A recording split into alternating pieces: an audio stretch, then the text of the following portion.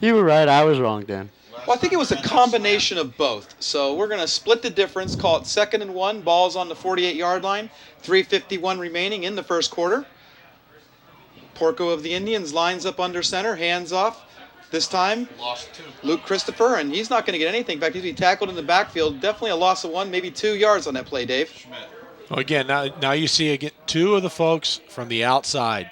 You saw Schmidt on this play and Mitch Morcillo. Both of them flying in, non-linemen. All right, we're bringing people in from different angles, and that's confusing the Peters Township offensive line. They're not able to pick up the blitz packages right now that Moon is throwing at them.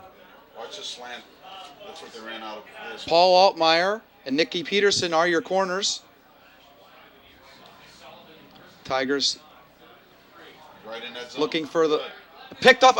dropped.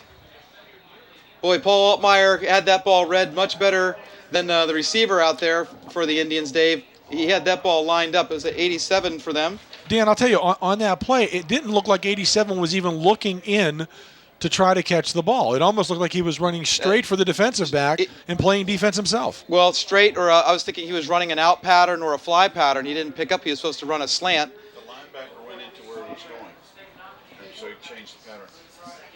Well, it could have been an audible that the wide receiver didn't pick up because he certainly didn't look like he saw that play. Shane Eccles punt. Just going to take and roll around. Tiger's going to have to let that one go, and it's going to be marked dead about the 27-yard line. Well, we got 2:54 to go in the first quarter, Dan. By any measure, this has been a wildly successful first quarter for the Tigers. Great defense, offense, and special teams. You can't ask much more than that. No, and I'll tell you, one of the things, Kevin, that we talked about last week up at Knock was the fact that it appeared that the defensive backs were giving a lot of cushion to the receivers from Knock. That's not the case this week. Tigers line up with John Oberdick and Robbie Francis out wide. This time the handoff.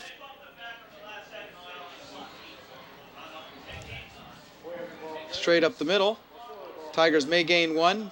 Gonna have to guess that's Casey Williams this time.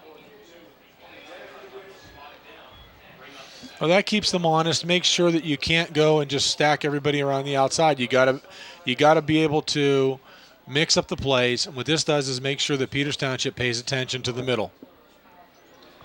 Ball spotted at the 29-yard line. 2:23 remaining first quarter. Overdick and Francis this side. I think you're going to see Matt go long. Chad Trenny in motion.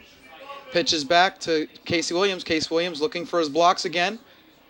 Gets hit about 2 yards past the line of scrimmage. Bounces. Maybe gains another additional yard. Ball will be spotted about the 32-yard line. Gain of 3. Now, there you saw a 3-yard gain, Dan. Nothing that you would see was very special with regard to the blocking. And once again, we'd like to thank our sponsors of Moon Community Access Television Broadcast, the Moon Area High School Varsity Football. Attorney Mark Moreva. Call 412-262-7658 for all your general purpose needs. Angelina's Pizza, 202 Moon Clinton Road. Oh, they're the best, too. 412-262-4976. Twins on both sides. Tigers line up. 3rd and 5. Quick pass slant there. Caught, but it wasn't. Caught by Zach Engel, deep but enough. it wasn't deep enough for a first down. He may have gained 2 more yards. Would still going to make it 4th and 3. And that was kind of an odd slant pattern. That was almost like a one-step stop pattern. Not a traditional slant pattern where you're trying to hit the guy on the run. Because then it looked like Zach had basically gone one step and stopped. Engel to punt.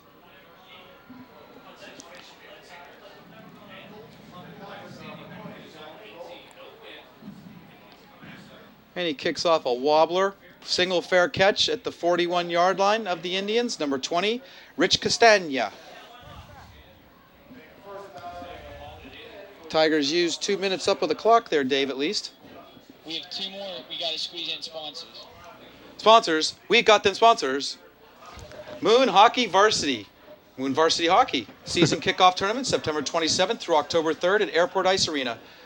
Dan, I know where we're going for our hockey needs. Since the Penguins probably won't be playing this year, go see Moon Hockey. And there we had the freshman hockey. and the freshman. Their season kickoff tournament is the same place, September 27th, October 3rd at the Airport Ice Arena. Once again, come support Moon Varsity and Moon Freshman Hockey. Porco takes over the ball, and he's got a lot of time here looking for his receiver. He catches him in this flat. Dan Sullivan. Might be a gain of 3 yards, though. A short pass. Stopped by Tyler Hershberger. And a scary came up. I don't know if you saw this or if we have this on replay. When that ball was released, Tarek